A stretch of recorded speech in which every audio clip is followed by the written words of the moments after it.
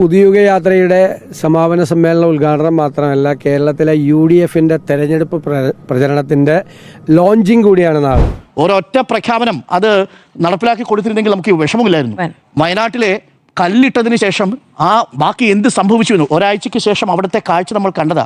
അന്ന് പരിപാടിയിൽ പങ്കെടുത്തവർ വന്നിട്ട് ഇട്ടിട്ട് പോയ പ്ലാസ്റ്റിക് കുപ്പി പോലും ആ സ്ഥലത്ത് നിന്ന് മാറ്റിയില്ല. പ്രഖ്യാപനങ്ങൾ വരാൻ പോവാണ്. ഈ പ്രഖ്യാപനം ആ കല്ലിട്ട സ്ഥലത്ത് ഒരു കല്ലും കൂടി എടുത്ത് മൂടി വെച്ചിരുന്നെങ്കിൽ നമുക്ക് ഇത്ര സങ്കടമില്ലായിരുന്നു. ഇവിടെയെല്ലാമാണ് ഈ സംസ്ഥാന ഗവൺമെന്റ് പരാജയപ്പെട്ടത്. അവിടെയെല്ലാം ഞങ്ങൾക്ക് കൃത്യമായ ബദൽ നിർദ്ദേശങ്ങളും സമഗ്രമായ പരിപാടികളും.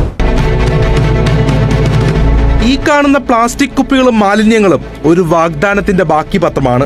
കഴിഞ്ഞ മാസം മുണ്ടക്കൈ ചൂരൽമല ദുരിതബാധിതരുടെ ടൗൺഷിപ്പിനായി ഇന്ത്യയിലെ 2 പ്രമുഖ കോൺഗ്രസ് നേതാക്കന്മാർ കല്ലിട്ട് പോയ സ്ഥലമാണിത്.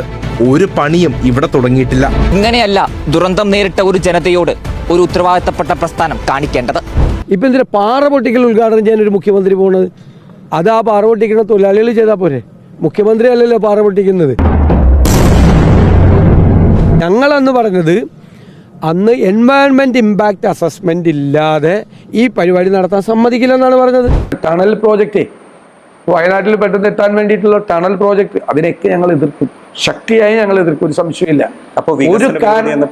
അല്ലല്ല വികസന വിരോധി, ഇതൊന്നും വെച്ചുള്ള വികസനമല്ല. ഉമ്മൻചാണ്ടിയുടെ കാലത്ത് ഇപ്പൊ ഇവര് സമന്വയിപ്പിച്ച ഈ 5 സ്കീമിലും കൂടി 5 കൊല്ലം കൊണ്ട് 4,43,000 വീടാണ് പണിത്.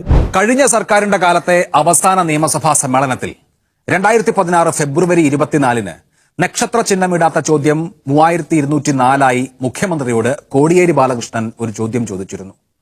കഴിഞ്ഞ 5 വർഷത്തിനിടെ എത്ര പേർക്ക് പാർപ്പിടം നൽകി എന്നതായിരുന്നു ആ ചോദ്യം. സാഫല്യം, ഗൃഹശ്രീ, സുരക്ഷാ ഭവനം, MN ലക്ഷം വീട് തുടങ്ങിയ പദ്ധതികളിലായി നൽകിയ വീടുകളുടെ എണ്ണം മുഖ്യമന്ത്രി നിയമസഭയെ അറിയിച്ചു. കൂട്ടിനോക്കുമ്പോൾ 4 ലക്ഷം പോയിട്ട് 4000 പോലുമില്ല. ഇപ്പോൾ എവിടെ നിന്ന് വന്നു ഈ 4 ലക്ഷം?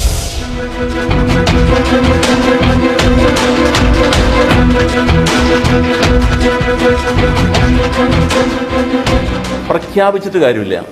ഞങ്ങൾ ഇത്ര 4 ലക്ഷം പ്രഖ്യാപിച്ചു, കൊടുക്കാൻ തീരുമാനിച്ചു. കൊടുക്കണ്ടേ? പണം കൊടുക്കണ്ടേ? പണം കൊടുത്തിട്ടില്ല. അതിന്റെ ഭാഗമായിട്ടുള്ള കെടുതികൾ തീർത്ത്, അല്ലെങ്കിൽ അവർ 4 ലക്ഷം കൊടുത്തെങ്കിൽ കേരളത്തിലെ ഭവനരഹിതരുടെ പ്രശ്നം തീർന്നല്ലോ. ഇപ്പോഴും 4 ലക്ഷം 4.5 ലക്ഷത്തോളം ആളുകളില്ലേ? അപ്പൊ തെറ്റായ വാദഗതികൾ ഉയർത്തുക. ഏത് ഹെഡിൽ നിന്ന് എത്ര രൂപ ചെലവാക്കിയാണ് ഈ വീടൊക്കെ പണിതതെന്ന് നിയമസഭയിൽ ജെയിംസ് മാത്യു ചോദിച്ചിട്ടുണ്ട്.